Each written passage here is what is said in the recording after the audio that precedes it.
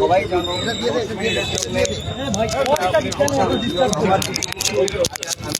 প্রসেনজিৎ বলছি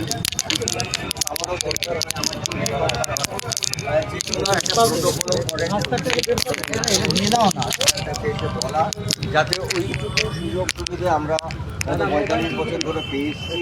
আমি বাইরে যাই একলা একলা অনেক সময় কাজ করতে, আর সেখানে আমার কিছু কিছু সিস্টেমের মধ্যে অনেক কিছু লাগে, যেটা আমি মনে করি সে একটা বলা, তাকে অনুরোধ করা এবং তার সঙ্গে অবশ্যই যখন বসে গল্প করেছি, কিছুক্ষণ কফি খেয়েছি, আর নানাবিধ কথা, ইন্ডাস্ট্রির কথা, আমরা ভবিষ্যতে ভালো কাজ করতে পারি, মহানায়ক উত্তম কুমারের 100 বছর, সেটা যাতে আমাদের সারা ভারতবর্ষের লোক মনে রাখেন এমনভাবে একটা জিনিস অনুষ্ঠান করা।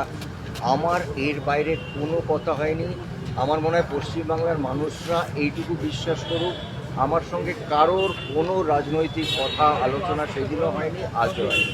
যেটা হয়েছে আমাদের কথা, আমাদের ইন্ডাস্ট্রির কথা, পশ্চিমবাংলা বিশেষ করে মহানায়ক উত্তম যেটুকু নিয়ে যে 100 বছর তার যে প্ল্যানিং, সেটা নিশ্চয়ই আমাকে বলা হয়েছে যে, কারণ উত্তম যেটা আমার ইমোশন, আমাদের না বাঙালির ইমোশন, এবং আমি মনে করি তিনি শুধু পশ্চিমবাংলার নন, তিনি সারা ভারতবর্ষ বলবো না, মানে ওনার মতন মানে 100 বছর পর আমরা এইভাবেই 200 বছর উত্তম যেটুকু পালন করি।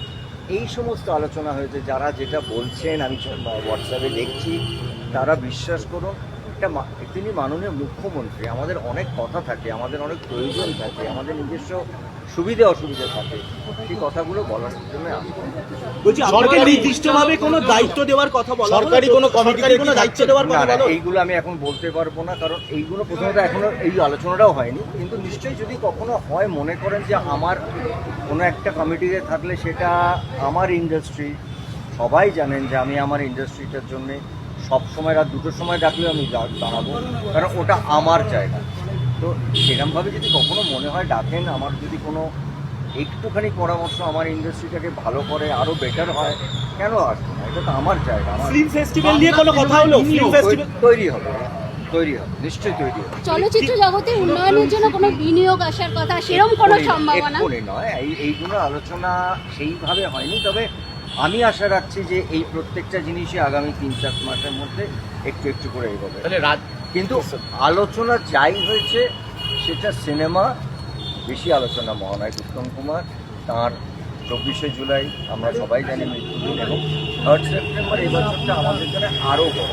মানে আমরা আর্টিস্ট ফোরাম, সারা বাংলা ইন্ডাস্ট্রি, আমরা মানে এটাকে কী বলবো, এই সেন্টেনারিটাকে আমরা রিয়েলি মানে আমরা যাপন করতে চাই। তাহলে রাজনীতিতে আসার কোনো সম্ভাবনা? এরকম কোনো আলোচনাও হয়নি, বিশ্বাস করুন। আমি কতবার বলবো, আমাকে এই কথাটা আমি কোটিবার বলে ফেলেছি যে আমার কাছে তো কথা বলা মানেই তারা বলছে সবসময় আমাকে রাজনীতির কথা বলেন, তা নয়।